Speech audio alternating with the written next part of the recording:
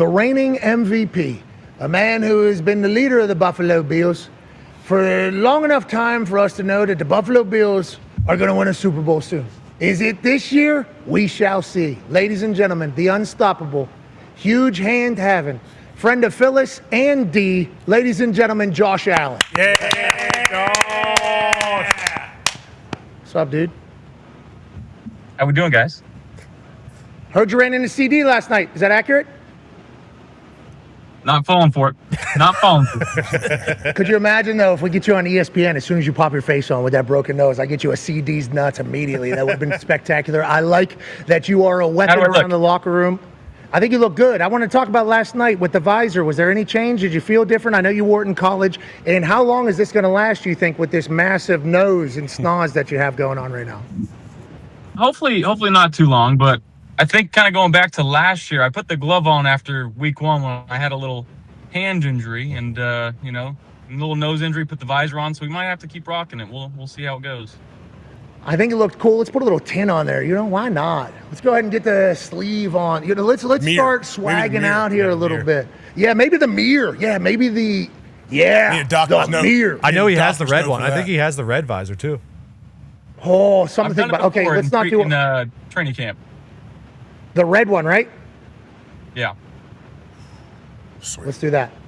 Let's do that again. We need the MVP wearing a red visor out there, especially for the last year in that particular stadium. And obviously, Bills Mafia shows up every single night, and last night was no difference. Let's talk about your offense. Kirk Herbstreit said last night during the game, and I've mentioned it a couple times because this is what the expectation is of your offense now.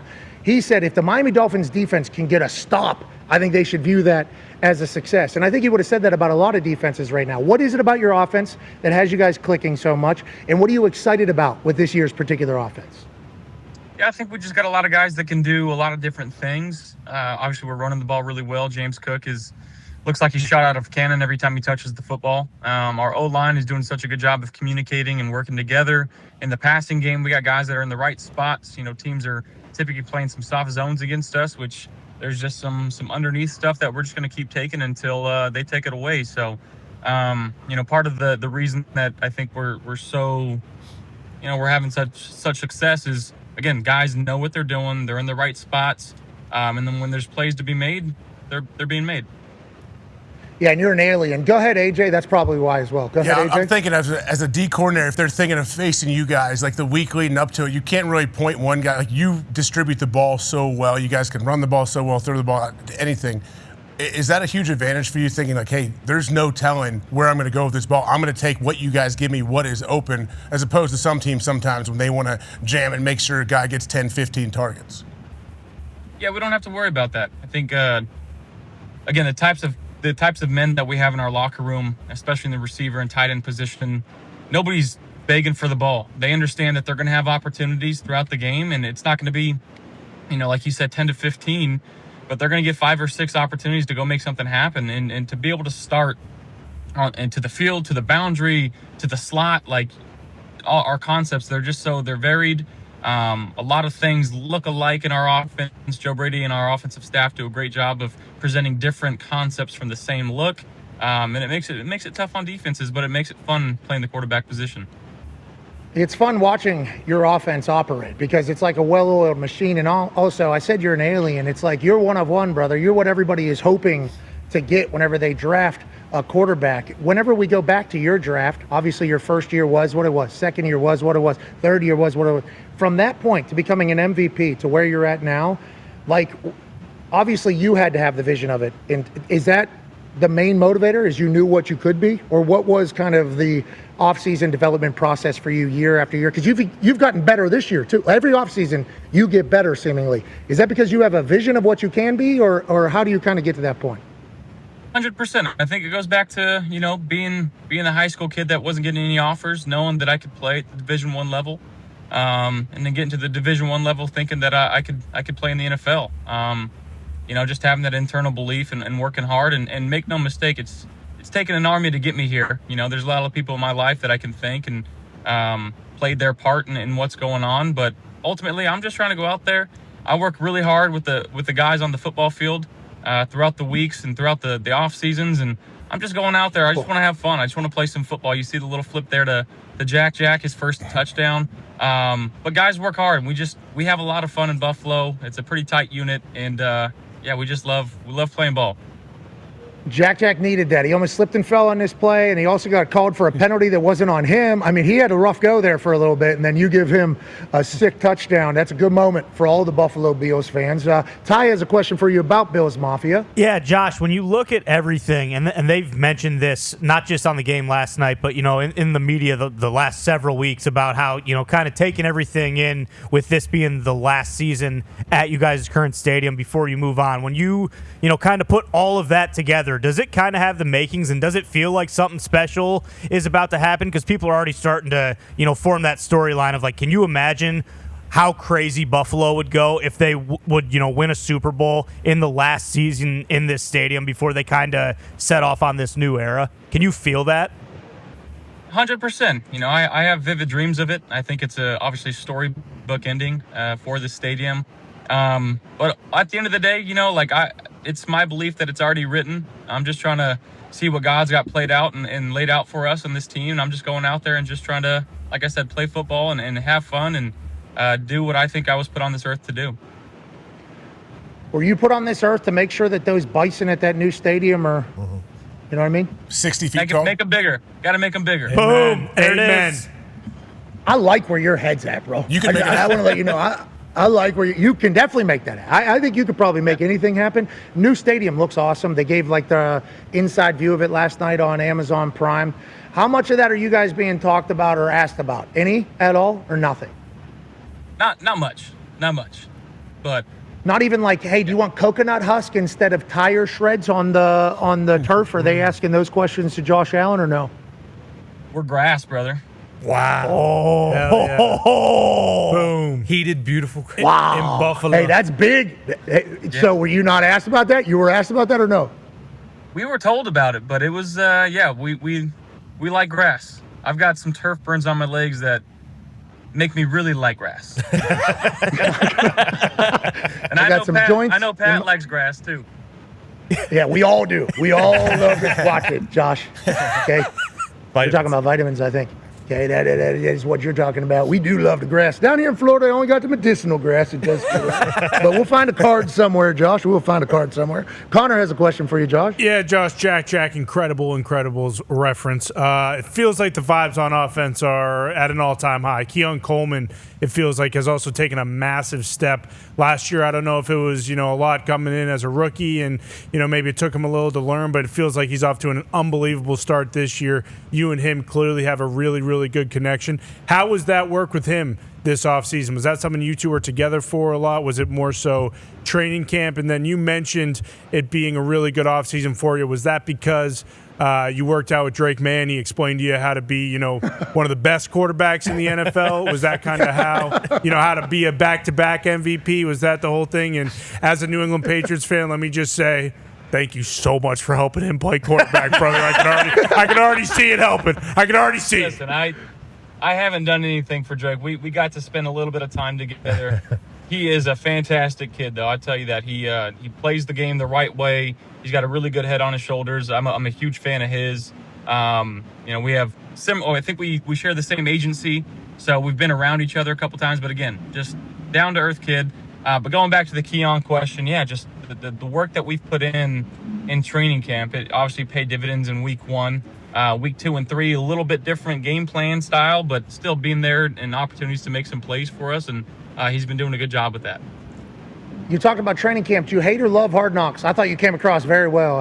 Obviously, I've never been around you for a season or any of your training camp stuff, so I assume it's just status quo for you. But, man, I love the way you lead. Did you enjoy Hard Knocks in there, or did you guys hate it like some people do? You know what? They did such a good job of communicating with us, understanding, how we felt about it. I'd be the first one to say that I wasn't very excited for it. But the crew, NFL Films, did such a good job. We knew exactly where they were at all times. We know who was mic'd up when we were mic'd up. We had the opportunity to really feel like we were ourselves and trust that they were going to put the best versions of ourselves out there.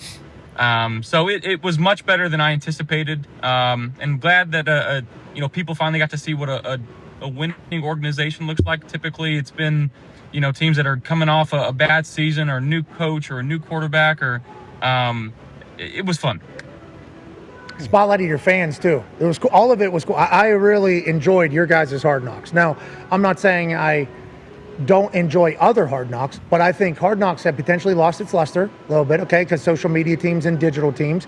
But then getting a chance to learn about you and how the Buffalo Bills operate, especially with how much respect we have for the building, it was cool. I'm very happy you guys did that. AJ actually has picked you guys every single game, because he watched 10 minutes of the first episode. Ain't that right, AJ? Yeah, I don't know exactly which episode it was. Connor McGovern's wife, he was talking with his wife, and she said, oh, yeah, we broke camp. He finally broke camp after all this time, and 10 minutes after he was home, he called all of his buddies or texted all of his O-lineman buddies and asked them if they want to go bowling or wanted to hang out. And she's like, we just got you home. You've been gone for a month or whatever. And I felt like watching that. I'm like, these dudes are a team. These guys love each other. These guys hang out. And then I see you being a jackass all over the practice field in between. And that's what makes me really solidify. Love that. Like, this dude is the leader and they love him. And you have, all your different names for everybody. That's something has that grown as you've been there with the Buffalo Bills? Did you know it was a special place when you first got there? And how have you grown into that role? No, it's been a special place since I've got there, and I take a lot of pride. When players go to other teams and they come back and they're like, you know what, it's just not like this everywhere else. And I can't speak to how other places are. I'm sure there's places that are similar to us, but I'm sure there's places that aren't even close to what we got going on in our building. The type of vibes and friendships and the relationships that we're able to build here in Buffalo, because like you alluded to with Connor, we can send out a text and be like, hey, come hang out, and guys are at your house in 5 to 10 minutes. Everyone seems like we live very close to each other. It's like college. It's very much like a college atmosphere, and it's something that I completely cherish. And there's a proponent of it is like there's not many distractions. We can focus on football, but at the end of the day, it's the relationships and the friendships that you form, because I do genuinely believe that if you trust somebody off the field, you're going to trust them more on the field. Yes. Absolutely, playing for each other as opposed to just alongside each other. I think that's a big deal. I've heard you've hosted a lot of different events, right? Wasn't there free agency stuff you had at your house, and then we heard about, and then gatherings? That big Halloween party. Doing that. The circus. Yeah, the Halloween. Yeah. Oh, yeah. I like when the quarterback's doing that. And legit, that's an obligation, I assume you feel as the leader of the team? Obligation, no, but it's something that I love doing. I love football because, again, I get to go out there and do what I love doing, but there's just nothing better than the job that I have, to go and hang out with the boys. I know it's hard work when we're in the building and there's meetings upon meetings, walkthroughs and practice, but some of the relationships and the conversations that you're able to have inside of a NFL locker room and a quarterback room, it's relationships and friendships that I'll cherish forever. And it's just the best job in the world. And I just love getting to do it. Do you guys still have Jamal up there? Okay, Tone has the last question for you. Tone has the last question for you, Josh. Okay. Josh, I am a Steelers fan, so I think it's easy for me, but your career arc kind of reminds me so much of Big Ben, like a huge athletic guy coming out of a small school who started as someone who was just a lot of backyard ball and then turned into an elite thrower of the football. Was there anyone that, when you were coming up, that you watched to model your game after? Or when you do make a backyard play versus one where you hit your fifth step or seventh step and it's just a perfect throw, which one do you like better? That's a good question. I like that. Playing on That's the question, Tone. That's the journalism, Tone. Playing on timing is great. When you're able to take that seventh step and trust your guy and put the ball out before he breaks, there's something special about that. But there's also something special about extending a play, putting your finger up. Yeah, there is. Having them do what you're doing. It feels like you're playing a video game, So one of the guys that I grew up obviously watching and loving and trying to emulate was Aaron. I know he's a big pal of the show. But I've gotten to know Aaron over the last few years and again, someone that I completely looked up to on the football field. And I'm still just trying to find, he still throws the heck out of the ball, and just trying to find more ways to tighten up my mechanics. And he's such a good person to watch for me. Yeah, for so long, he's 41, still moving out there, still spinning it. Arm, you guys feel, and AJ says this about Aaron, obviously, he hangs out with him, is closer than we all are. We've only got to meet him over the last few years. AJ's known him for a long time. AJ, we saw him out at Tahoe. He was at the American Century. We were staying at Aaron's place. He rented an awesome place. I'm sure you've seen it out there on the lake. and we're out in the water, and he's up on the top deck. And somebody calls for a beer down in there. And Aaron I think he just woke up, like literally just woke up, goes into the fridge, grabs a beer, 12-ounce wide, steps out onto this deck, and he just hawks this thing into, like, no warm-up, nothing. He's like 38 maybe at the time, 39 years old. Just no warm-up, and it just bang. And this thing, maybe 60 yards, this beer can just through, hits tube that guy's sitting on, too. Like, so I'm a little boozed up at this time, maybe a little high as well, going back to grass out there, especially California grass. You guys got good stuff out there. So I'm like, what is this? Like, a whole question. And AJ goes, he'll be able to throw anything for the rest of his life. Like, I feel like you are a similar person. People talk about your arm talent. Has it always been that you just had an incredible arm, like baseball growing up? Has it always kind of been that way? And do you elite throwers of shit think that you'll be able to do that forever for whatever reason? I think so. I personally believe the way I learned to throw back in the, at the ranch, going in the backyard, and we had a shop, and it was just all gravel. We had a big like trash dump, and I just pick up rocks and I just chuck them and try to throw them in there. So that's how I think learned how to like throw it and mechanically, just figuring it out by myself. So that's I think we'll be able to do it forever. Oh, we got one of these. We got some of these. Skip them? Can you skip them on a pond? Yeah. I bet you're a pretty good skipper. Yeah. I can skip a good rock now. Okay. Have you seen the World Skipping Championships? Has a little controversy. Man. Have you seen this? What'd they do? I have not.